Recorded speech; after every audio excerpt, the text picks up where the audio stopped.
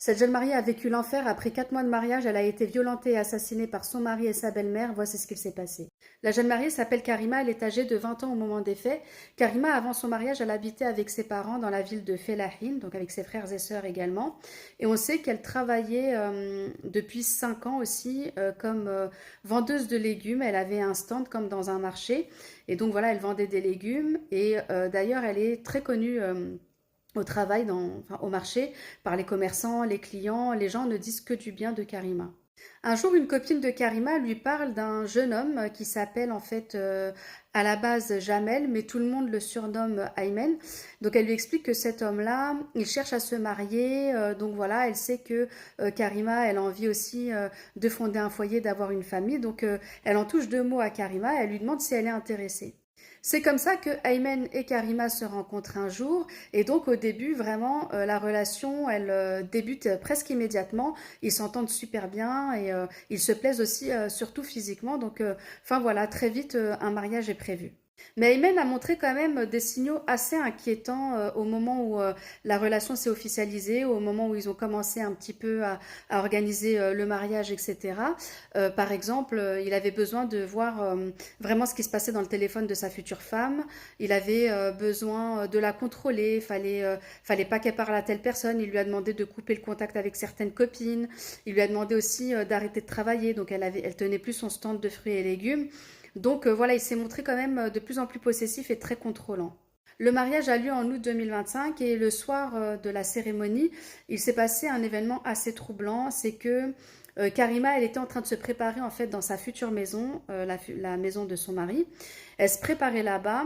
Et quand sa mère, accompagnée de ses sœurs, etc., sont arrivées au domicile de Karima pour l'emmener en fait en direction de la salle des fêtes, là, elle raconte, et c'est sa mère qui a témoigné dans le cadre de cette affaire, elle dit que la maison était en bazar complet, tout était jeté par terre, le maquillage, tout était vraiment balancé par terre, des vêtements, des chaussures. C'est comme s'il y avait eu une bagarre en fait dans la maison. Sauf que Karima, elle s'est pas étendue sur le sujet, elle n'a pas raconté ce qui s'est passé, elle n'a pas voulu, enfin, elle n'a pas voulu inquiéter sa famille et sa mère n'a pas non plus insisté. Et donc tout le monde a rejoint la salle des fêtes par la suite. Après la cérémonie, la mère de Karima, elle décide de contacter sa fille, peut-être autour de 2 heures du matin pour savoir si tout va bien, si elle s'est bien installée, etc. Et là, elle entend beaucoup de bruit autour d'elle. Donc quand elle lui demande ce qu'il se passe, elle lui dit que sa belle famille, elle est là, donc chez elle. Tout le monde est installé chez elle et elle semble pas vouloir partir. La belle famille ce soir-là a quitté le domicile de Karima et son mari. Il était 4 heures, 5 heures du matin. Et donc le lendemain, dans la journée du lendemain, quand la mère de Karima l'a contactée, elle a réussi enfin à la voir. Elle lui raconte que voilà, elle était complètement épuisée. Ils sont partis à 5 heures du matin. Donc elle a eu à peine le temps en fait de dormir que sa belle-mère est venue tout de suite la réveiller en fait. Assez tôt le matin, elle est revenue en fait au domicile et elle a demandé à Karima de se réveiller pour aller préparer à manger. Et d'ailleurs, la belle-mère de Karima, elle lui a clairement dit que si elle l'a mariée à son fils, c'est pour qu'elle fasse le ménage, c'est pour qu'elle fasse à manger, c'est pour voilà qu'elle fasse un peu la bonne de la belle famille. Et Karima, même si elle n'est pas vraiment d'accord avec ça, elle n'a pas envie de faire ou de créer de problème, donc elle évite d'en parler au début à ses parents, elle ne dit rien, et elle accomplit les tâches que sa belle-mère lui demande. Donc quand elle lui dit de faire à manger, elle fait, de faire le ménage, elle fait. Si elle vient la réveiller très tôt le matin pour faire une tâche ou un truc, elle fait. Donc vraiment, les premières semaines, les premiers mois, elle ne bronche pas trop. Un jour, Karima, elle se réveille un matin et elle a des grosses douleurs en fait au niveau des ovaires. Et surtout, elle perd beaucoup de sang. Là, elle comprend pas. Donc, enfin, au début, elle laisse passer quelques jours et puis elle voit que ça ne passe toujours pas.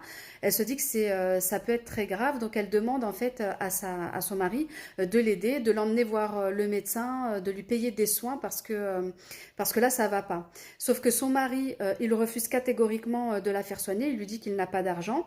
Et sa belle-mère, c'est pareil, elle lui dit tu te débrouilles, nous on n'a pas d'argent, on va pas payer tes soins médicaux. Donc là, Karima, elle sait plus quoi faire, donc elle contacte ses parents, elle leur dit qu'elle a besoin de venir chez eux parce que voilà, elle a eu comme une hémorragie interne et donc il faut absolument qu'elle soit prise en charge. Ses parents évidemment acceptent, donc ils viennent la chercher et donc c'est ses parents qui vont lui payer ses soins médicaux, les rendez-vous chez le médecin, etc. Et heureusement parce qu'en fait, elle faisait vraiment une grosse hémorragie. Pendant son absence, le mari de Karima, il décide de vendre les bijoux de sa femme parce qu'il en a besoin en fait pour acheter un véhicule parce qu'il travaille comme chauffeur, etc. Il avait besoin donc de renouveler sa voiture. Il décide donc de se faire de l'argent avec les bijoux de Karima. Quand Karima revient chez elle après sa prise en charge médicale, eh bien, elle découvre qu'elle n'a plus ses bijoux, ils sont plus dans le placard. Elle demande à son mari où sont ses bijoux. Et là, il lui dit de but en blanc qu'il les a vendus pour renouveler sa voiture. C'est à partir de ce jour-là qu'elle commence à prendre des coups de la part de son mari, mais pas que de son mari. La belle-mère va aussi s'y mettre, c'est-à-dire qu'elle va venir en renfort de temps en temps aussi mettre une claque à Karima parce qu'elle estime qu'elle la mérite. À la suite de ces coups, Karima, elle décide de quitter le domicile conjugal, elle va chez ses parents et elle dit à ses parents qu'elle veut divorcer, elle ne veut plus du tout en fait retourner chez son mari parce qu'il la frappe, parce qu'il est violent, parce qu'il lui a vendu ses bijoux, etc. Elle commence un petit peu à se plaindre auprès de ses parents. Aymen et sa mère, ils vont aller au domicile des parents de Karima, ils vont tout faire pour récupérer Karima. Donc ils vont vraiment, voilà, il va se mettre limite à genoux, il va s'excuser auprès de Karima, il va lui dire qu'il ne la touchera plus, etc., qu'il était énervé. Enfin voilà, il va essayer d'argumenter comme il peut. Malheureusement pour Karima, elle va lui laisser cette chance et donc elle va retourner chez son mari. Quelques semaines plus tard, Karima, elle découvre qu'elle est enceinte et elle décide donc de l'annoncer à sa mère. Elle appelle sa mère un jour pour lui dire voilà qu'elle est enceinte et tout. Et sa mère, elle lui demande si elle peut, enfin si Karima peut venir chez elle parce elle a peut-être besoin d'aide. Enfin les débuts de grossesse c'est toujours un peu compliqué et tout. Et là, Karima, elle lui dit qu'elle ne peut pas, son mari lui interdit. Il veut plus qu'elle sorte, il veut plus d'ailleurs qu'elle prenne même un taxi et tout pour voilà faire une course, aller chez ses parents et tout parce qu'il a peur pour le bébé. Donc vraiment, elle est en train d'expliquer à sa mère qu'elle est prisonnière chez elle. Et c'est à peine 4-5 jours après cet échange téléphonique que le drame a eu lieu. Karima, ce jour-là, elle se trouvait au domicile avec son mari et sa belle-mère. Et une dispute a éclaté. Son mari, apparemment, aurait voulu la balancer par-dessus le balcon. Il lui aurait dit, d'après ce que certains voisins ont entendu, qu'il pouvait la jeter par-dessus le balcon et que de toute façon, il ferait passer ça pour un suicide, que c'est assez facile pour lui. Et à la suite de ça, ils ont entendu en fait Karima crier. Ils ont entendu aussi des coups portés sur Karima pendant à peu près 1 heure. Des voisins auraient voulu sauver Karima, donc ils se seraient déplacés en fait jusqu'à l'immeuble. Ils auraient voulu monter pour essayer d'empêcher son mari de la frapper plus. Sauf que la belle-mère, elle aurait fermé la porte à clé et elle est descendue en bas de l'immeuble. Elle faisait barrage, donc elle interdisait tout le monde de rentrer.